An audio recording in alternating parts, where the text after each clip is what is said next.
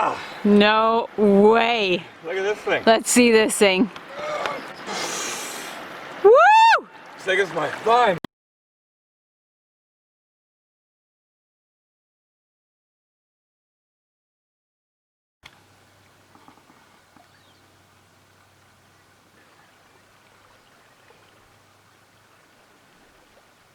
Hey, Yep. behind him. Fuck. And there goes my fucking light.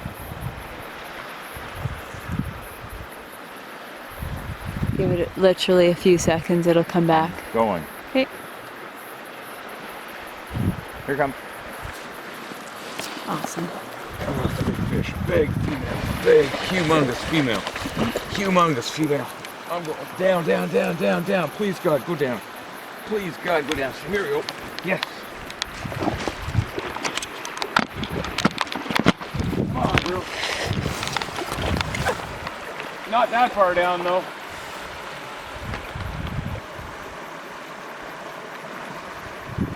Oh, I might get owned yet.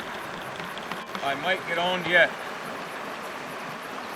It's going back up, Come on, hun. girl. Turn. He's got him. Turn. Turn.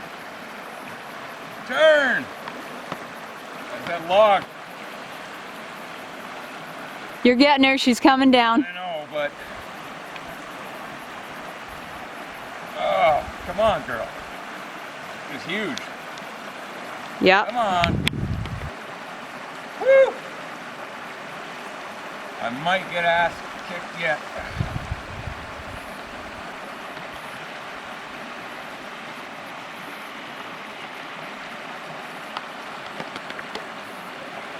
Man, what a fish.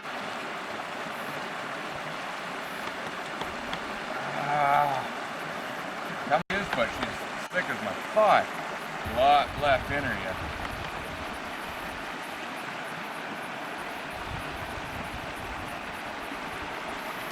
Come on. Come on.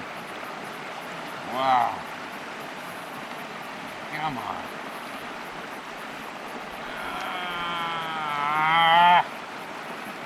Come on. Turn. I don't want her in those sticks.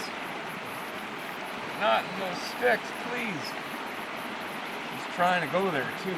Bloody hell.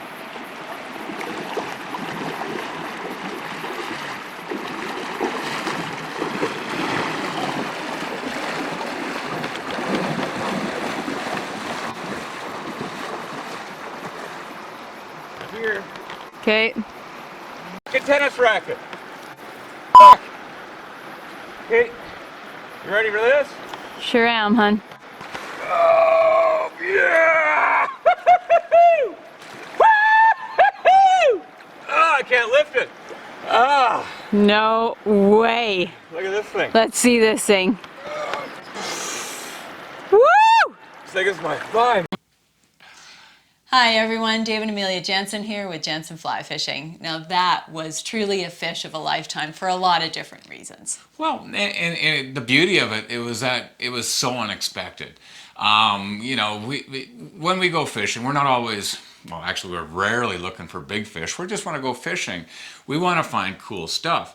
And, you know, there we were, when we're touring around, you know, there's the popular rivers and there's the known rivers, and we're not really into that because you can run into people on known rivers.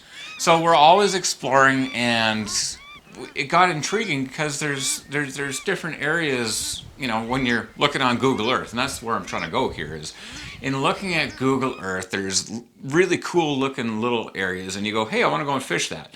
So this actually happened about 7 years ago, and I haven't shared this big fish just because I just wasn't ready. You know, on the internet, you just kind of go, well, are you ready for people to kind of hotspot? Because you know the question, the very first question in everybody's mind is where?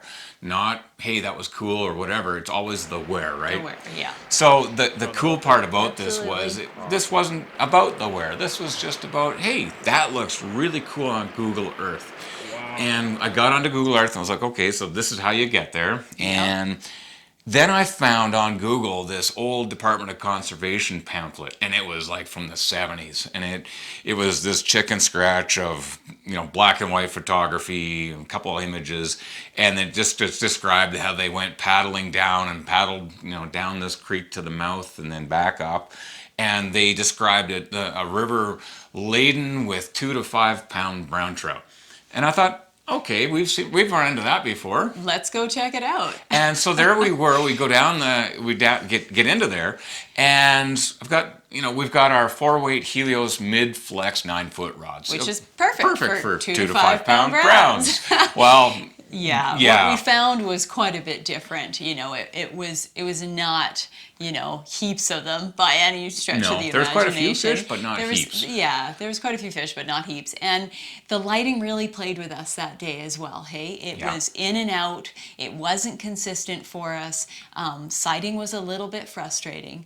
But, we got through the day. And this was towards the end of the day, was it not? Yeah. Because it was basically clouds over the ridge, and then there's a long ways between the ridge and the sea where this drains out, and there's a wall of clouds. So it kind of vacillated like this. And most of the day it was just this narrow strip of blue kind of inland from us. And it was like, well, the sun was over there, and then Yeah. So there we were. Yeah, so there we were. And just prior to this fish, we had found another gorgeous 9-pound brown. And I say 9 pounds because it was a decent brown itself. It was a big fish. And there's point to saying that because in my setup, I'm using a 4-weight. In fact, we were actually using the same rod that day. And I had it down to 3X. We were using our typical 14-foot leader down to 3X. And I was using a bushy dry fly, about a size 8, I think it was at the time on my fish. Well, I hook into mine, have a whale of a time, loving it, and it was at really the tail out. It wasn't a tail out against the log. This larger fish that Dave went after.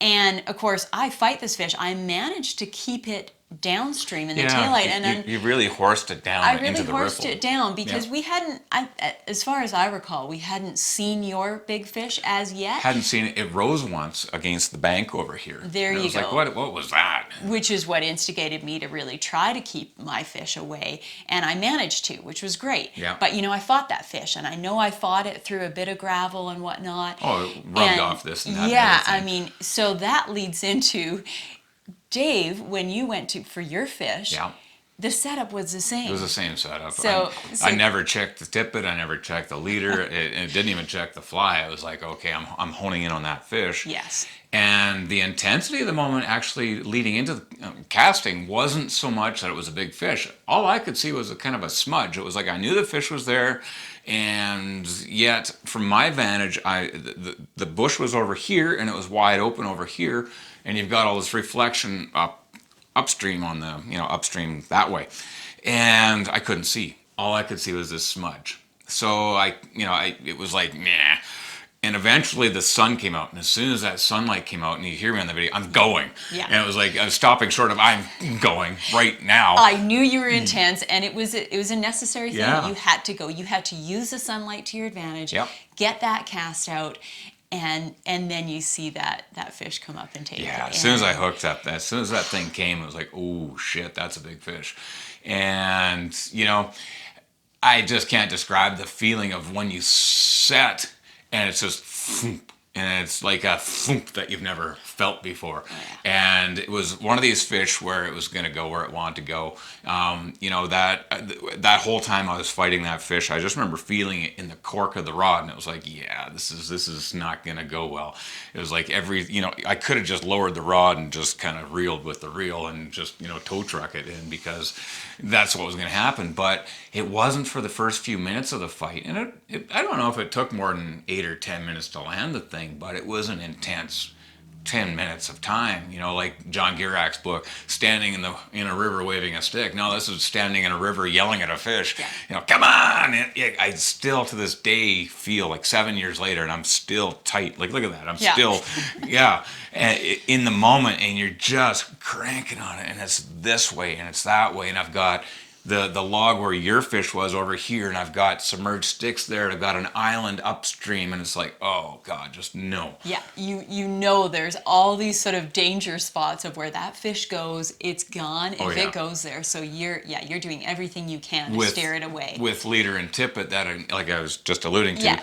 Leader and tippet, I have no idea if this is sound stuff or not. You're only cluing in sometimes after the fact that, hey man, I've not changed this stuff. I'm using Amelia's same setup.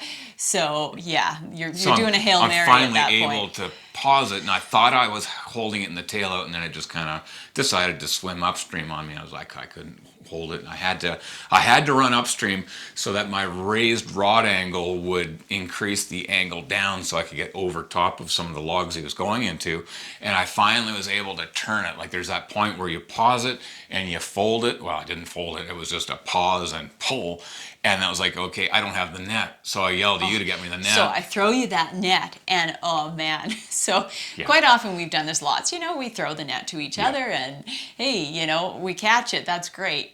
But then you go with the net thinking it's all ready to go to scoop, and you find that the actual basket of the net is just folded on itself, and we call it a tennis racket. Because you're basically essentially, you ain't gonna scoop that fish the way it is. Yeah. So you discover how many times tennis racket. Have you ever just gone, I'm giving myself a tennis racket? And well, yeah, it's what you've done to yourself. And it was like the first time it was gonna go scoop it, and it's like I'm holding a tennis racket. It's like, oh.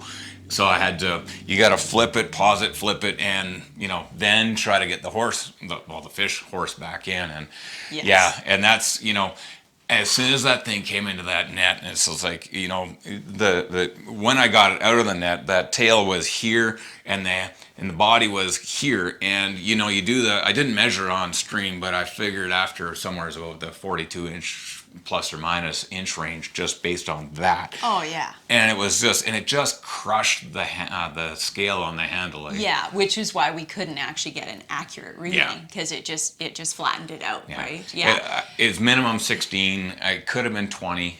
Very easily could have been 20, because I just remember that peduncle was just so thick at the tail. I couldn't get my hand around that. Like, not even a chance. I mean, it was so round. It wasn't, it was just round all the way around. And this hand supporting it, it was just like, I just remember that.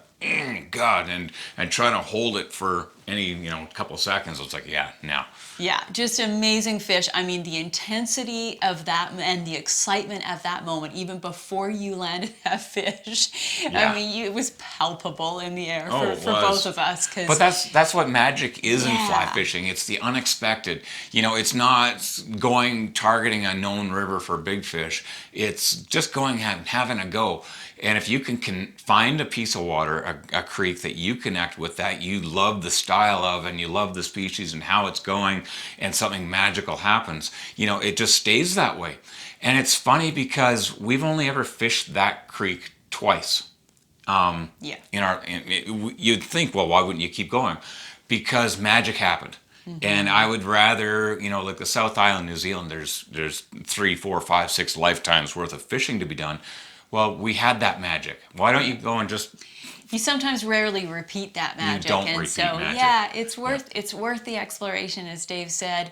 For us, it is about the adventure, and it's about everything that surrounded that day and everything that went into it.